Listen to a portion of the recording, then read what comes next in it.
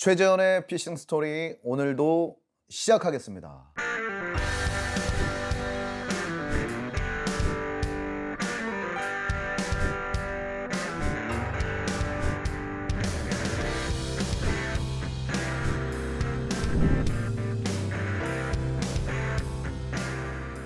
오늘은 선상 낚시의 종목 중에 하나인 선상 흘림에 대한 말씀을 드려보도록 하겠습니다. 사실 선상 낚시가 점점 다양화되고 많은 종류의 선상 낚시들이 개발되고 있는데요. 선상 흘림 낚시는 가장 기본인 낚시이면서도 가장 높은 조과를 올리는 확률이 높은 선상 낚시라고 생각하시면 되겠습니다.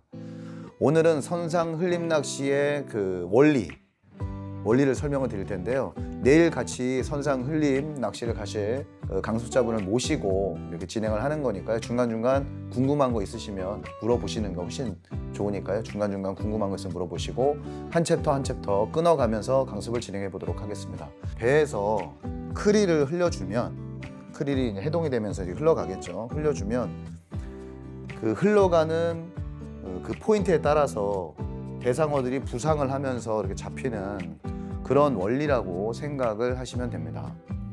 먼저 크릴을 흘리는 방법은 여러 가지가 있는데요. 일반적으로는요, 배의 뒷대기라고 합니다. 보통 배의 선미, 뒤쪽, 앞쪽을 선수라고 하는데요. 배의 선미에 우리들이 자주 사용하는 그 통발 있지 않습니까? 통발을 양쪽이 구멍이 다 뚫려 있는데 한쪽을 묶어 놓습니다.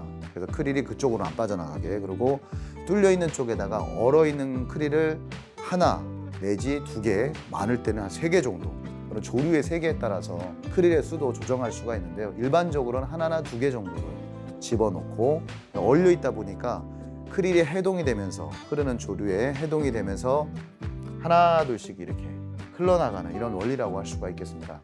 선상 흘림 낚시는 사실 선장님의 경험이 가장 중요합니다. 왜냐하면 경험이 없는 선장님들 배를 한번 타보시면 아시겠지만 계속 크릴을 흘려도 잘 잡지 못해요. 그 원리를 한번 설명을 드릴 겁니다. 자, 유능한 선장님이라고 예를 들어보겠습니다. 유능한 선장님이면 이 닷을 수중에 있는 왜냐하면 닷은 이렇게 모래에 사질 때라든가 아무것도 없는 뻘에는 걸리지 않기 때문에 반드시 닷은 걸어야 배가 멈출 수가 있거든요. 그래서 이런 여의 거는 위치를 잘 잡고요. 이 홑줄, 그러니까 닷이 연결된 이 홑줄의 길이를 적절하게 조절을 하고 흐르는 조류를 잘 맞춰서 이 크릴이 해동되면서 정확하게 수중여에 이렇게 들어가야지만 여에 숨어있는 대상어들이 부상해서 잡을 수가 있습니다.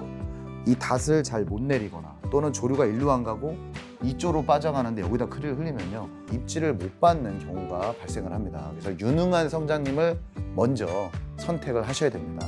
또는 저처럼 경험이 많은 조사와 같이 가서 지금 조류가 어느 쪽으로 갈 적에 고기가 있다, 또는 수심이 얼마큼 된다, 수중료가 어디 있다, 이런 정보를 계속 공유하면서 낚시를 하셔야지.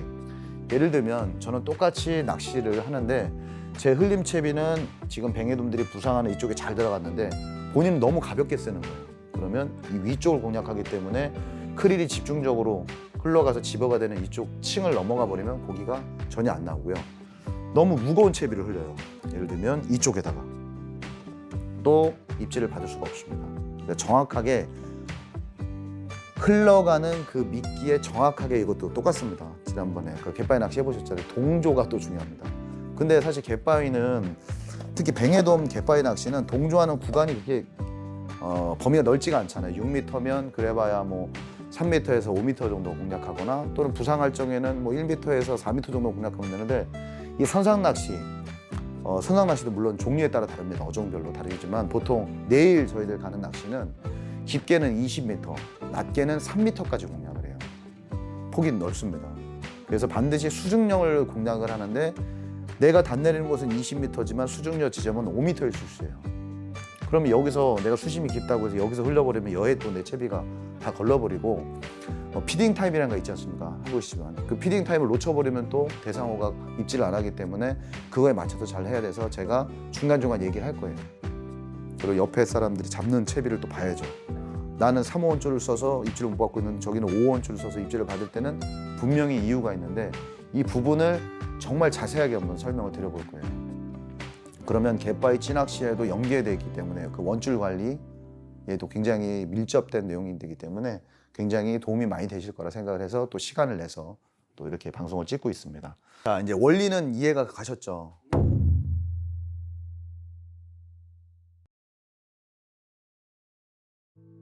내일 저희들이 가는 거는 4명이 승선원입니다. 낚시할 수 있는 흘림 민원이 뭐 20명씩 하는 그런 낚시는 저는 잘 안 합니다. 왜냐하면 서로 엉키고 격해지고 배가 크다 보면 그렇거든요. 그래서 최대 인원 2명에서 4명 정도만 저는 항상 진행을 하니까 내일은 뭐 2명에서 4명 정도 진행하기 때문에 전혀 그런 일은 없을 거예요. 그래서 선장님이 아니다 싶으면 또 바로 옮겨주고 또 물어보기도 합니다.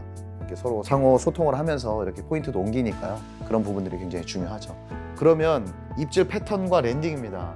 입질 패턴은 어떻게 두자면 이 흐르는 물에 우리가 흘리는 낚시이기 때문에 똑같죠. 물이 흐르면 찌낚시인데 확 가져가잖아요. 뭐 깨적깨적 되는 게 없잖아요. 근데 낚시가 참 어렵습니다. 낚시가 패턴이 계속 바뀌어요. 낚시꾼이 많아지고 이 대상어들이 점점 영리해져야 된다고 하나요? 또는 학습이 되다 보니까 몇 번 죽다 살아난 거예요. 그래서 지금 요즘에는 선상도 채비를 예민하게 또는 견제를 잘 하지 않으면 많은 입질을 못 받는 경우가 저는 굉장히 많았습니다. 실제로. 그래서 선상 낚시를 가도 잘하는 사람이 있고 못하는 사람이 있어요. 이런 채비 운용도 굉장히 중요하고 수심 책정은 기본으로 다 비슷하다고 생각했을 때 그 다음에는 채비가 가볍고 이물감 없는 것이 확실히 입질을 더 많이 받습니다. 지난번 예를 한번 들어보면 다른 분들은 다 5호, 6호줄을 감아왔고 저는 3호로 했어요. 이게 3호거든요. 3호로 그때 96자를 잡았는데 3호 줄이 굉장히 얇아요. 3호는 일반 찌낚시도 해질 때는 3호 쓰거든요. 제가 이걸 왜 썼냐면 입질이 예민할 때 그때가 저수온기고 내일 저수온기입니다. 날씨 지금 육지는 영하잖아요. 지금 여기가 제주도가 보통 6도, 8도면 춥다고 해요. 낮에. 새벽에는 3도, 4도 떨어지면 제주는 엄청 추운 날씨예요. 수온이 많이 떨어졌을 겁니다. 지금 수온에 그동안 한 일주일 정도, 10일 정도 수온이 계속 떨어져 왔기 때문에 얘네들이 적응을 할 만한데 그래도 추워요. 수온이 많이 오르진 않았을 거예요. 그래서 물 밑에 가라앉을 확률이 많고 가라앉고 저수온계는 활성도가 떨어지기 때문에 분명히 예민한 입질을 해줄 거다. 그래서 남들이 쓰는 바늘보다 저희들은 아마 한 2단계 정도 낮출 거예요. 줄도 낮추고. 왜냐하면 입질을 받는 게 중요해서 좀 터지는 거는 좀 아쉬울 수 있는데 아예 입질을 못 받는다고 하면 조가가 확실히 떨어지기 때문에 우리는 터질 거 감안해서 좀 드랙을 좀 풀어놓는다거나 그렇게 해서 잡을 겁니다. 그래서 입질 패턴은 시원하게 가져가는 게 아주 기본인 패턴입니다. 활성도가 좋을 때. 참돔은 그냥 가져갑니다.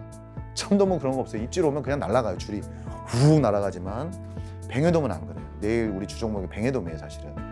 참돔 포인트가 아니라 주로 뱅에돔 포인트 내려주는데 어쩌다 참돔이 들어오는 거라 참돔은 잡힐 확률이 거의 한 5%도 안 되고요.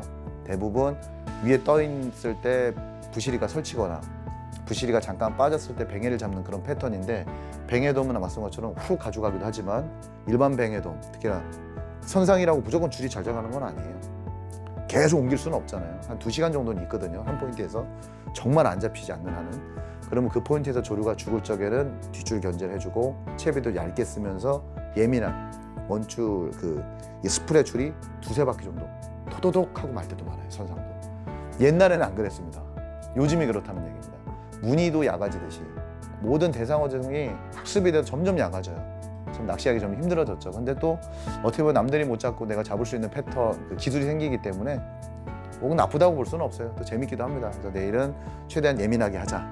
네, 그런 패턴을 보일 겁니다. 자, 랜딩 중요해요. 매너랑도 좀 관련이 돼 있는데요. 선상 낚시에서 내일은 우리가 4명이 흘릴 거예요. 또는 뭐 한 2명 정도 이렇게 흘리게 되면 옆에 사람이 걸면 내가 빨리 걷어줘야 돼요. 왜냐면 큰 고기들이 많기 때문에 선상에서는 안 걷어주면 내가 욕심껏 입질 받았다고 거기다 막 계속 흘리고 있으면 그 물고기가 휘저으면서 다 감아버린다고 치면 사실은 원줄의 그 비용도 한 4-5만 원씩 하지만 그 피딩 타임에 남들이 그 채비를 하고 하면서 그러기 때문에 그래서 낚시꾼들은 항상 초보 때 눈치를 보게 됩니다. 내 돈 내고 하면서 눈치를 살살 봐요. 그리고 눈치를 또 줘요. 잘하는 사람들은. 아, 여기 와서 피해를 줘. 그러니까 빨리 그거를 극복하려고 열심히 하게 되죠. 눈치 보기 싫어서. 내일은 한 배에서 4명이 이렇게 낚시를 할 텐데요. 여기 2명, 제가 여기, 나머지 여기 강습하시는 분이 이렇게 흘려서 최대한 원줄이 서로 엉키지 않게 이렇게 제가 요령껏 알려드릴 테니까요. 그거는 뭐 내일 가서 현장 가서 그렇게 하시면 될 것 같아요. 입질 패턴은 생각보다 약을 수 있다.